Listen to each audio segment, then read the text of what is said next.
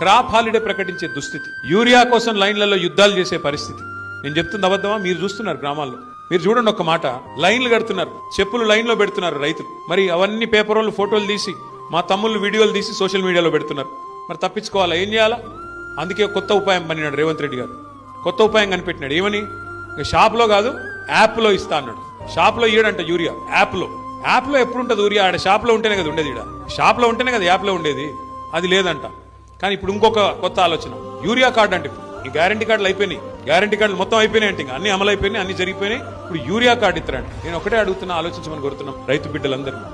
కేసీఆర్ గారు 10 ఏళ్లు ప్రభుత్వాన్ని నడిపినప్పుడు ఒక ఆటోడికి డబ్బులు ఇస్తే బాయికాడికి వచ్చి బంగారం వల్లే 6 కావాలంటే 6, 10 కావాలంటే 10 బస్తాలు వేసిపోయిన మాట యాదుకుందా? వాస్తవమేనని చెప్పేది. మరి కేసీఆర్ ఉన్నప్పుడు యూరియా కోసం కుస్తీలు లేవు, విత్తనాల కోసం పోటీలు లేవు, కరెంటు కష్టాలు లేవు, క్రాప్ హాలిడే లేవు, రైతు బంధు కోసం ప్రభుత్వం వైపు తిరిగి చూసే అవసరం లేదు. ఏవీ లేకుండా కడుపులో చల్లగదలకుండా రైతన్నను మరి కంటికి రెప్పలా కాపాడుకున్నాడా లేదా కేసీఆర్ గారు?